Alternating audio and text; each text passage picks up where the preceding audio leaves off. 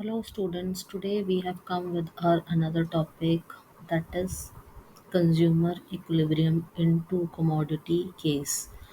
ये class 11th micro economics का topic है जो थ्योरी ऑफ कंज्यूमर में कहीं ना कहीं लाई करता है।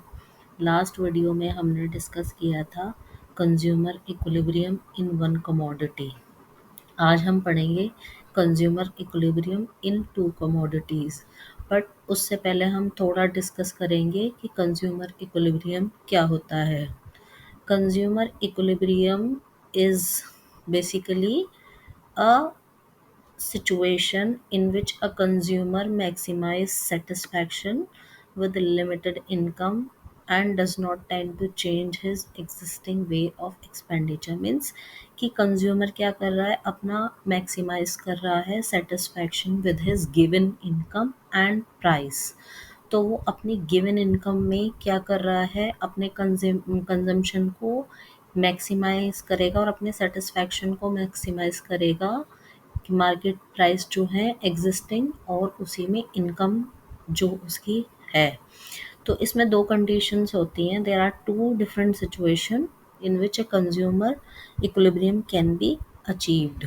पहला है when a consumer spend his entire income on a single commodity, मतलब जब कंज्यूमर अपनी सारी इनकम एक कमोडिटी पे स्पेंड करेगा, और when consumer spend his entire income on two commodity, तो कंज्यूमर जब दो कमोडिटी पे स्पेंड करेगा। ये सिंगल कमोडिटी वाला होता है कंज्यूमर इक्विलिब्रियम इन अ सिंगल कमोडिटी, और जब एक से दो कमोडिटी पे खर्च करेगा उस अपनी एंटायर इनकम, वो होता है consumer equilibrium in two commodity.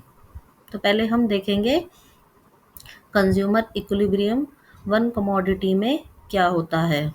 Fine. तो वन कमोडिटी में कंज्यूमर इक्विलिब्रियम क्या कह रहे हैं, it is based first of all on law of diminishing marginal utility. In consumer equilibrium in case of single commodity can be explained with the help of law of diminishing marginal utility. In order to determine the equilibrium point, the consumer compare the price of given commodity with the satisfaction level derived from its utility. अब क्या है ये situation कि a consumer when consuming a single commodity say X will be at equilibrium when marginal utility of X is equal to price of X, that is price paid for that commodity। जब ये condition होगी तो क्या होगा, equilibrium achieve होगा single commodity में। Explain करने के लिए हम अज्यूम करते हैं कि फॉर एग्जांपल हमने एक गुड एक्स बाय किया, ठीक है। इफ़ द प्राइस पर 10 है पर यूनिट और marginal utility drive from each successive unit is followed, तो हम यहाँ देखेंगे कि मार्जिनल यूटिलिटी ऑफ मनी क्या होती है, हमेशा कांस्टेंट रहती है। It is always constant. तो हमारा फॉर्मूला क्या है कि marginal utility should be equal to price. Marginal utility कितनी है, 30, प्राइस कितने 10। तो ये मार्जिनल यूटिलिटी क्या है, 30 माइनस 10 20, मतलब क्या है, ये ज़्यादा है। तो यहाँ consumer will increase the consumption. जब मार्जिनल यूटिलिटी प्राइस 10 है, प्राइस 10 ही रहेंगे, मार्जिनल यूटिलिटी घटती जाएगी। जब ये 20 हुई, ये 10, तो ये 10 हुई। तो यहाँ क्या है, तो यहाँ प्रॉफिट है, मतलब मार्जिनल यूटिलिटी प्राइस से ज़्यादा है। तो यहाँ भी क्या होगा कि कहीं ना कहीं कंजम्पशन विल इंक्रीज। एक पॉइंट आएगा जब मार्जिनल यूटिलिटी ज़ीरो होगी। तो this is a situation when there is a equilibrium condition, PUX is equals to PX। तो ये कंडीशन क्या है, इक्विलिब्रियम कंडीशन है जहाँ प्राइस इक्वल्स मार्जिनल यूटिलिटी। तो ये हमारी इक्विलिब्रियम कंडीशन है। Third point is our equilibrium condition. और अगर नेगेटिव होगा तो क्या होगा कि कंजम्पशन विल डिक्रीज। कंजम्पशन क्या होगा, डिक्रीज। अभी हम इसको डायग्रामेटिकली देखेंगे कि डायग्रामेटिकली ये क्या बता रहा है कि कंज्यूमर इज इन इक्विलिब्रियम। जैसे कि हम जानते हैं law of diminishing marginal utility क्या कह रही है कि it is downward sloping, decrease करती है जैसे जैसे कंजम्पशन इंक्रीज करता है। प्राइस हमारे 10 पे कांस्टेंट है, तो जब हमारी 30 एम यू है और प्राइस 10 है, तो M U X is greater than P X, तो यहाँ क्या होगा, कंजम्पशन विल बी मोर। फिर यहाँ क्या 20 है, again consumption will be more. तो इस पॉइंट पे, ई पॉइंट पर M U equals to price, तो यहाँ क्या है, हमारा कंज्यूमर इक्विलिब्रियम अचीव हो रहा है। ये सिंगल कमोडिटी में हमें कंज्यूमर इक्विलिब्रियम उस पॉइंट पे मिलेगा जहाँ M U X equals to price X. Fine. अब आते हैं टू कमोडिटीज़ पर। टू कमोडिटीज़ पर consumer equilibrium in two commodity case. तो यहाँ क्या है, it is based on law of equi marginal utility. वो था law of diminishing marginal utility जो हमारा वन कमोडिटी वाला केस था, that is based on law of diminishing marginal utility. It is based on law of equi marginal utility. इसको हम law of substitution भी कहते हैं, लॉ ऑफ मैक्सिमम सेटिस्फैक्शन भी कहते हैं, और गॉसन सेकंड लॉ भी इसको कहा जाता है। ठीक है। Therefore, all assumptions will apply to the law of equal marginal utility. ठीक है।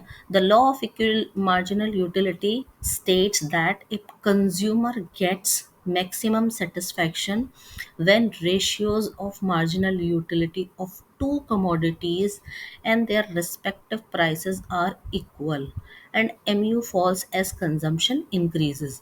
ये दो कंडीशन है, अभी हम इस स्लाइड में देखेंगे अपनी कि दो नेसेसरी कंडीशन हमारी इक्विलिब्रियम की क्या है टू कमोडिटीज में, कि पहला है ratio of marginal utility of price is same in case of both commodities X and Y, और marginal utility falls as consumption increases.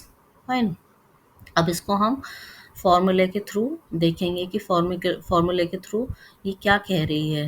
कि जैसे हमने देखा एक कमोडिटी में, suppose this is the example of single commodity, this is the example of another commodity. तो ये क्या है, M U X divided by P X is equals to M U M. M U M is marginal utility of money which remains constant. तो ये एक situation है commodity x की, एक कमोडिटी की। ये अनदर दूसरी कमोडिटी की सिचुएशन है। तो जब हम वन और टू को इक्वेट करेंगे तो हमारी टू कमोडिटीज़ का कंज्यूमर इक्विलिब्रियम हमें पता चलेगा, which is M U X divided by P X equals to M U Y divided by P Y. ठीक है। या फिर हम इसको ऐसे भी बोल सकते हैं, M U X divided by P A Y equals to M U Y divided by M U M. ये एक हमारी इक्विलिब्रियम कंडीशन है टू कमोडिटीज़ में, दो कमोडिटी की जब हम बात करेंगे या हम दो कमोडिटीज़ को साइमल्टेनियसली कंज्यूम करेंगे given our income and prices. As we assume that marginal utility of money is constant, the above equilibrium condition can be restated as what, through this। तो कंज्यूमर इक्विलिब्रियम हमारा कहाँ है, ये commodity Y का graph है, ये commodity x का graph है, ये हमारा इक्विलिब्रियम है। मार्जिनल यूटिलिटी ये कमोडिटी एक्स की डिक्लाइन कर रही है, ये मार्जिनल यूटिलिटी कमोडिटी वाई की डिक्लाइन कर रही है। तो जब ये दोनों यूनाइट करेंगे और equals to worth of money, तो ये पॉइंट हमारा क्या डिफाइन कर रहा है, consumer equilibrium in two commodity case, या दो कमोडिटी में हम कंज्यूमर इक्विलिब्रियम कैसे अचीव करेंगे। तो अब हम कंक्लूड करते हैं कि कंज्यूमर इक्विलिब्रियम टू कमोडिटीज में कब अचीव होगा, is in equilibrium when they maximize satisfaction from spending their income on two goods, say X and Y, given their prices and income। I hope this is clear to you and very confined has been described। तो यहाँ हम अपना single commodity और to commodity में consumer equilibrium कैसे achieve करते हैं cardinal approach में, ये डिफाइन किया गया है। Thank you so much.